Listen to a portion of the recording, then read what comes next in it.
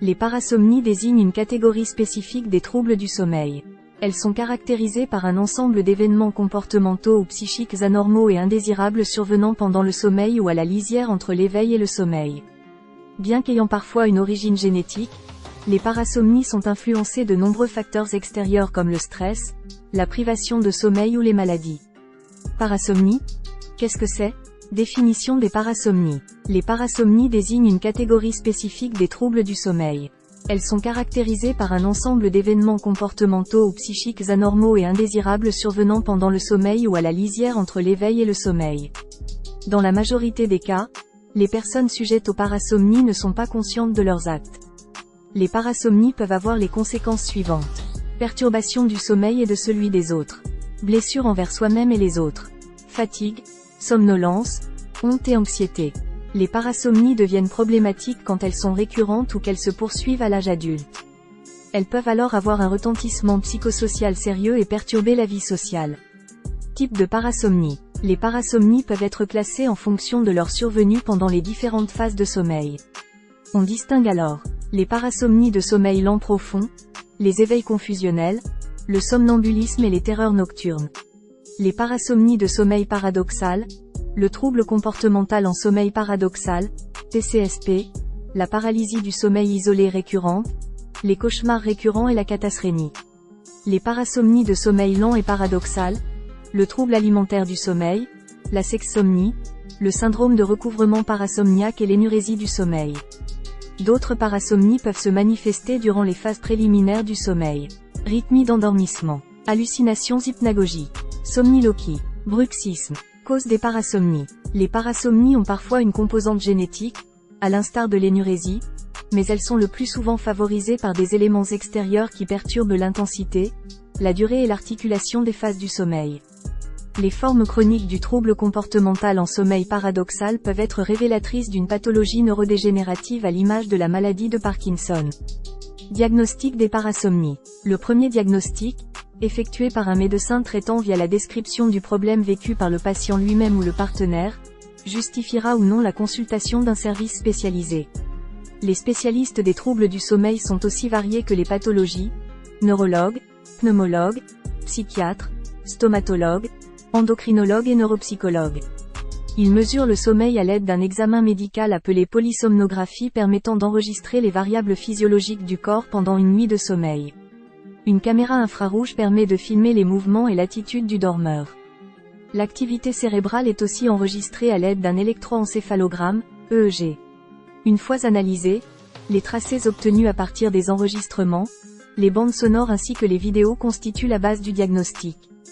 Personnes concernées par les parasomnies. Les parasomnies touchent environ 17% des enfants et 4% des adultes. Les éveils confusionnels, le somnambulisme et les terreurs nocturnes affectent principalement les enfants. Le trouble du comportement en sommeil paradoxal s'observe surtout chez les adultes et les sujets âgés.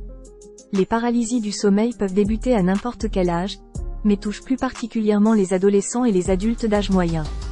Facteurs de risque des parasomnies. Les facteurs les plus communs favorisant les parasomnies sont les suivants. Le stress et les perturbations psychologiques, deuil, déménagement ou conflit. Le sport, compétition. La privation de sommeil. Les décalages horaires. Les drogues, dont l'alcool, et les somnifères. La fièvre et les maladies. De nombreux médicaments. Certains médicaments comme ceux agissant sur la dopamine dans les traitements de la maladie de Parkinson ou du syndrome des jambes sans repos, les bêta-bloquants, les antidépresseurs ou les antirétroviraux, contre le VIH, contiennent des principes actifs qui peuvent agir directement sur les mécanismes du sommeil ou modifier le rythme cardiaque, avec comme conséquence l'apparition de cauchemars.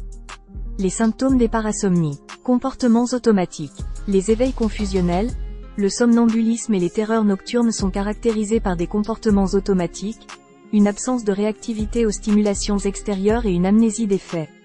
Le somnambulisme s'accompagne d'une déambulation. Les terreurs nocturnes sont quant à elles associées à des cris de terreur déchirants mais ne dépassent pas une à plusieurs dizaines de minutes. Comportement violent.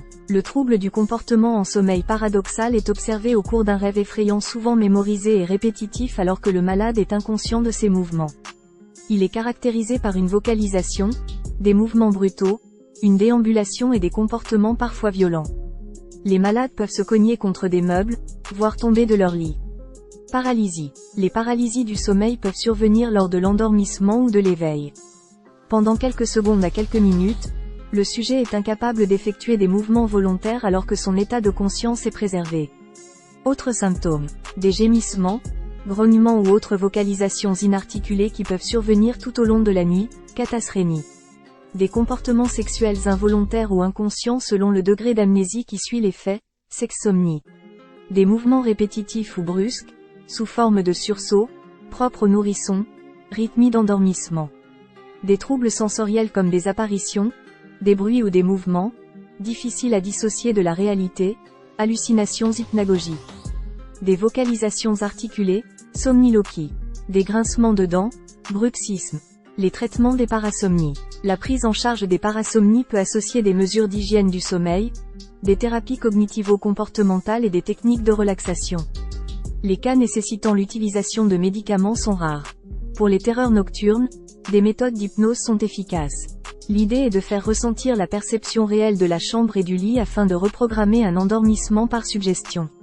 Chez les enfants, un câlin des parents suffit.